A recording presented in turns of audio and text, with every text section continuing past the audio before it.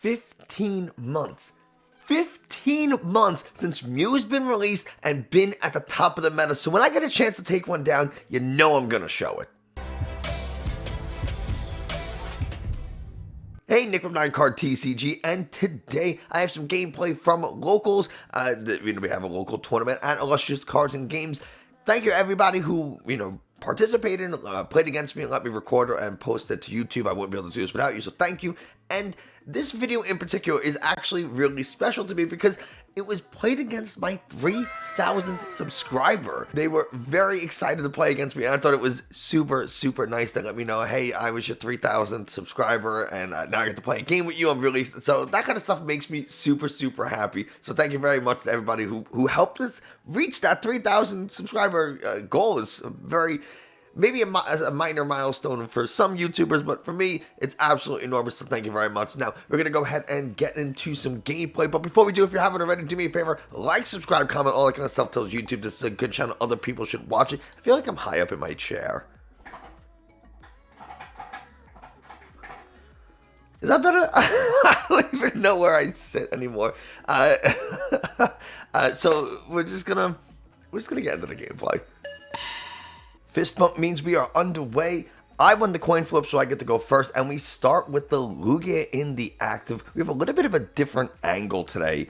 So we're seeing my point of view as I played, and going against a Mew deck, it's pretty clear based on the Genesect that my opponent has in the active. We start with the Archeops and an Ultra Ball, which is really, really nice. We can go ahead, dump the Archeops and the Single Strike Urshifu. We're not going to need it in this matchup. There's really no situation in which we want to attack with Urshifu because they can just very easily knock us out with a single prize Pokemon.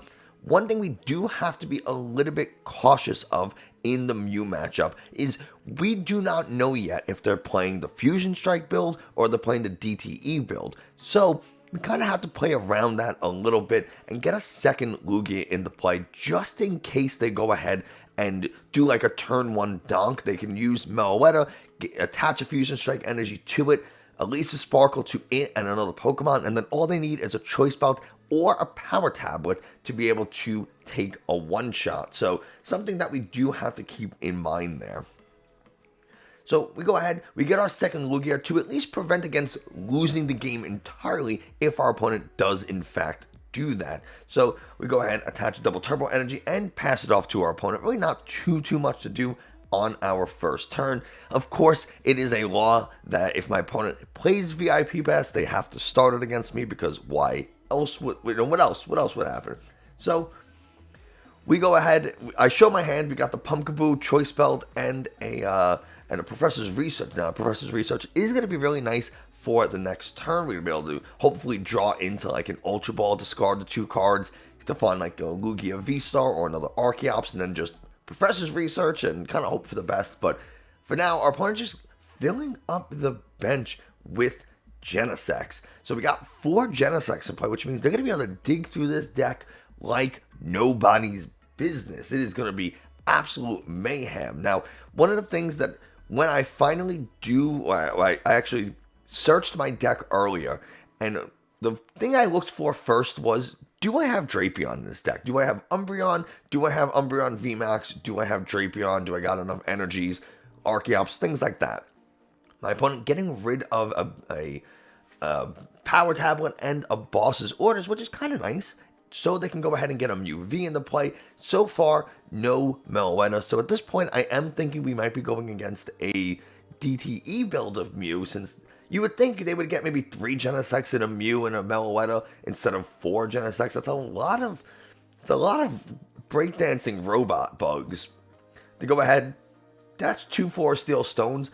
Not honestly the worst thing to do, because if they only had one and they say discarded the other and they didn't use it and I played like Lost Vacuum or something, then I'd be able to, they wouldn't be able to use it for the game. So putting 2 into play does force me to either like Lost Vacuum one and then Boss KO the other, but that's a lot of resources to commit to just keeping them from using something like a Forest Steel Stone. So my opponent, we're just getting some markers so that they can keep track of the Genesects they use. That's kind of what this delay is right there. So my opponent gets to start drawing for their first Fusion Strike system, draw a bunch of cards, and there's the DTE. So they attach the Mew and they fill the bench. And so immediately I'm like, oh, this must be a DTE build of Mew because there's no Meloetta and they attach a DTE. So I'm like, all right, cool. It's not really a problem. It turns out I was wrong, by the way. This is not a DTE only build. This is the Fusion Strike build. It's just playing a little bit differently than maybe you might think. I'm a little surprised. I don't know when they got those Forest Seal Stones. One of the things that they might have been able to do was on that VIP pass, get a Meloetta, and then use the Forest Steel Stone to either find something like, they might not have had the Fusion Strike energy to make it happen, but, you get your Elisa Sparkle and you save it, or you get it last with the Fusion Strike and just try to dig through your deck as much as possible to find the one Fusion Strike energy, so you can then go ahead and attach it to the Meloetta and try to make a nice play happen. You got the Forest Steel Stone to be able to find any card you want. So that can find you your Escape Rope, a Switch, an Air Balloon. It can find you your Elisa Sparkle. Whatever that missing piece is to make this kind of big 2-prize KO with a single prize Pokemon play happen. My opponent doesn't really do that, and now that the bench is full, they're not able to make the play happen at all, which me personally, I'm pretty happy about. Now, we only have to knock out a Genesect, a Mew, and if they do put a Meloetta into play, we have to take the one Meloetta KO, but at the moment, I'm kind of just leaning towards 2 Genesects and a Mew VMAX. It's kind of my plan, although we have Umbreon VMAX to knock out 2 Mew VMAXs, so we got a few different routes to go. There is Fusion Strike system number 3, and it's a little tough, but they do end up passing the turn after that third one. I guess there was really nothing else to do. They already attached. I don't think they played a supporter, so it's a little weird. They could have used the Forest Seal Stone to make that happen, but we attach a Choice Belt to the benched Lugia because what I'm expecting to happen is I knock out the active with this active Lugia. I knock out their Genesect, and then they come back and counter KO with things like Choice Belt and other power tablets. So at least I have the Choice Belt for later, as opposed to attaching it to the active and not needing it. So we find an Umbreon, and that Umbreon is very, very important. It's going to force them to either let me knock out a Mew VMAX in one hit, or they have to attack into the Umbreon instead of attacking my Lugias, which are a little bit harder to kill. So I go ahead, I use the Ultra Ball to get rid of an Energy and an Archeops, so I can go ahead and find Lugia VSTAR. Very important that I find this Lugia VSTAR so I can go ahead and use its ability to get my 2 Archeops into play and start making some attacks. So you can see I'm going to go ahead and make sure before I do it, I actually do have 2 Archeops. It's always important to make sure you have the cards that you want before you make some plays. So now you see me then use the Summoning Star ability and get 2 Archeops into play. Use the first one to just power up my active Lugia VSTAR so I can go ahead and actually attack this turn. Now I'm really starting to count my energies and make sure that I have the things that I need and want. So we get a couple of energies onto the active. I think it's just like a Capture and an Aurora, or a Powerful Colorless and an Aurora, I think. I don't actually remember. And then we use Primal Turbo number 2, and we're just going to go ahead and get some single strike energies onto the Umbreon. I want to power it up because even if they do boss KO it, Umbreon's the only thing in this deck that's going to make use of those single strike energies, so getting them out of the deck means I'm not going to draw into them, which is kind of nice. And if they don't knock it out, then I'm just ready for the next turn. So we have a few different options here, and I'm just trying to make sure that I can thin the deck out and make sure that whatever happens next turn, I'm ready for. I don't want them to like boss KO an Archeops, and now I'm not able to power up an Umbreon in a single turn or something like that. Something, some weird line of play. I want to make sure that I am fully prepared and ready. So we go ahead, shuffle up, and give my opponent the opportunity to cut. We did use the Tower of Darkness, which is very, very helpful. And we just attack with the Tempest Dive, and we do not go ahead and discard the stadium because it's mine, and why would I? And with that, it's my opponent's turn. So they're going to go ahead, promote the Mew, and evolve immediately into the Mew VMAX. They do not know I have Drapion. It's one of those things that I don't want them to see until I'm ready to use it. They go ahead, flip heads on the Pokemon catcher, and of course, they have to take the Umbreon. Otherwise, it's just going to come back and KO the next turn, because yes, I think I have the VMAX in my hand at this point, or at the very least, I have like an Ultra Ball to do it. So, they lost Vacuum my Stadium, it's a little sad. Alright, whatever. It was nice while I had it. It served its use. Using that Tower of Darkness did actually get me the Archeops I needed so that I can go ahead and make a good play happen this turn. Otherwise, that they might be able to Pokemon catch up the Archeops, and now I'm in a little bit of trouble. Especially if I only had one. But here they go. Now they're starting to use all their cross-fusion systems, or Fusion Strike system. There's the Meloetta, and that's when I realized that, this is not a DTE build. This is a Fusion Strike build. So the Meloetta is a little scary, but at the moment, it's not really doing any damage, so I don't care too much. Getting rid of an Ultra Ball for the Crammatic, it is a fail. They do flip tails on that, so kind of a little lucky. That Cram is in the Lost Zone, the one that's kind of sitting sideways next to the Mew. So that one's in the Lost Zone. I think eventually I move it, but I don't really remember. I'm honestly just trying to buy time right now while my opponent uses all of his cross-fusion systems, or Fusion Strike, whatever the thing is called, whatever. So, there, they get the Lost City. They put Lost City into play, and that prompts me to move the arrangement a little bit, just so we can keep track a little bit better. And there is going to be an interesting ruling later. There's my hand. I actually do show it. My goodness, we got the Bird Keeper, the Marnie, the Mew VMAX, the Umbreon VMAX, and a Serena. So we're actually in a pretty decent spot. And they use their own nice Rainbow Rare Serena to draw a couple of cards. Again, this is somewhere where maybe the Forest Stillstone might have been a better supporter to try to find a Marnie or a Judge if they run any. Power Tablet, and they just KO that Umbreon to take their first two prizes, which is a little unfortunate. It does go into the Lost Zone, I did forget, so thank you to my opponent for reminding me. And now we're tied up back at 2, but I have this Serena in hand, and I figure I have more Pokemon Search in my deck than I do, gusting options. I have more Pokemon Search than Boss's Orders and Serenas, so I say, you know what? While I have this Serena, let me knock out this Genesect, because my thought process is this. This Lugia can very easily knock out a Genesect. I probably should have knocked out the Mew, but whatever. I just need 2 prizes, because they have to attack with a Mew VMAX the following turn, right? So I say, I'm going to boss up the Genesect. I keep the Serena, as opposed to, I think I drew into the boss.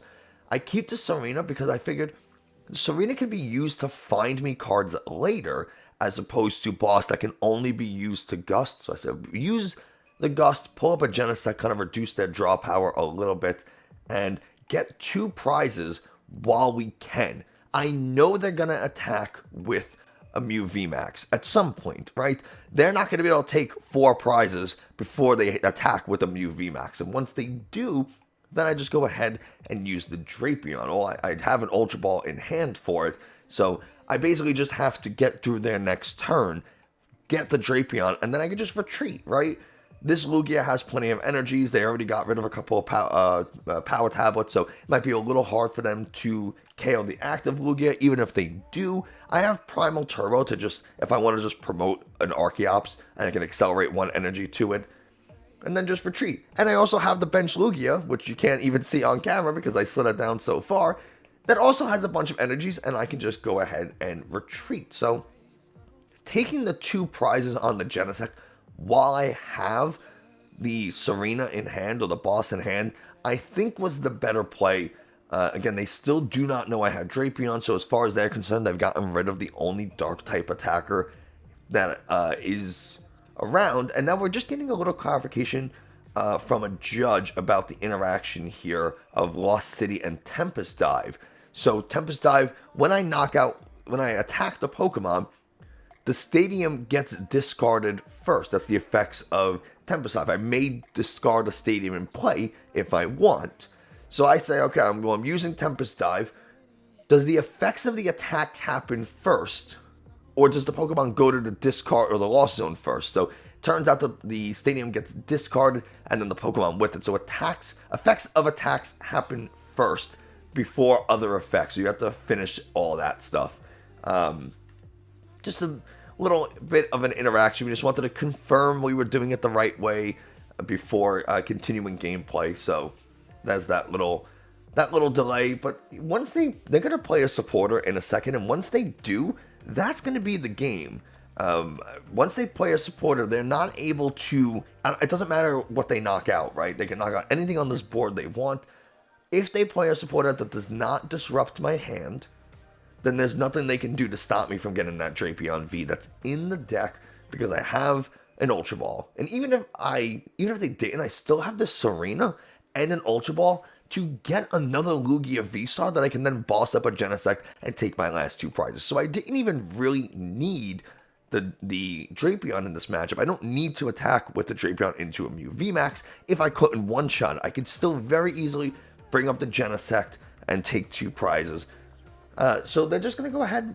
And that's kind of one of the things that I liked about how I played this game, was by putting the Umbreon down. Yes, I'm probably going to give them 2 prizes, but I force them into attacking that Umbreon. They have to deal with it instead of my Lugias or my Archeops, the things they really want to attack, because then I just get 3 free prizes by attacking with Umbreon VMAX, and it might be a little hard to KO, especially with like a DTE, especially with a couple of power tablets in the discard already. Knocking out a 310 HP Pokemon in one hit can be a little annoying, but man, Mew definitely has the ability to do it. Also, let me know what you think about this new playmat and this new angle that you guys are seeing this gameplay at. Do you like this? Is this something you want to see me do in the future, or do you want to see a change back to how it was, the kind of side view of the game? They go ahead, play Elisa Sparkle, and from here, I just kind of tell them, hey, there's really not much you can do from this point. I have the game. You see my hand. I got the Serena, and I have the Ultra Ball. Plenty of cards in hand to go ahead and find a Lugia VSTAR or a Drapion, my choice. But yeah, from here, it's just a matter of letting them go out on their turn. They made their selections for the Elisa Sparkle. They can start to draw a bunch of cards. Doesn't really matter too much. I think we still had plenty of time in round as well. But, you know, sometimes we just like, oh, they go for the Pokemon catcher. It's I think it failed. Again, it really doesn't matter what they KO. Everything here is capable of taking a knockout or retreating into something that can. So they actually have the pre-errata Pokemon catcher that says it's an item version of Boss's Orders, which is absolutely insane to me that something like that was ever printed. And then they did go ahead and print a version, the newer version, the one that we know that says flip a coin, and if heads, it's Boss's Orders. But man, Pokemon catcher pre-errata must have been so annoying to do. Can you imagine basically playing something like a Professor's Research or some other really strong draw support, draw until you have 6 cards in your hand, something like that? You know, you play like an N. I don't know when pre-errata Pokemon catcher was printed, so, but just the idea of playing something like an N or like a draw 6, draw until you have 6, Professor's Research type of supporter, and playing Boss's Orders in the same turn must have been absolutely insane. But really just kind of sitting here until my opponent draws all their cards, and I can tell them, okay, well, I have game. So the Elisa Sparkle, yeah, sure, they'll do 210 using the Cross Fusion Strike and using Melodious Echo on the Meloetta. That is definitely something. Okay, now it becomes 240. I don't really care if they take 2 more prizes. Like I said before, they had they played the Elisa Sparkle, which means my Lugia V can just boss up the Genesect because I have the Serena. They do not have a lot of cards left in deck, by the way. They've drawn quite a few of them. But having only 2 more Genesects in play makes it kind of easy for me to, they didn't really leave themselves a lot of options. I do think benching 4 Genesects off the rip like that might not have been the best play, right? They didn't give themselves an opportunity to attack with a single prize Pokemon to kind of put me off, and I just let them know, hey, I got it. They were about to attack, and I just showed them the Serena. I said, I got Ultra Ball, I got Drapion. I just want to show the character arts and the alt arts that I have. So there we go. Thanks so much for watching. I hope you enjoyed. Let me know what you think, and I'll see you next time.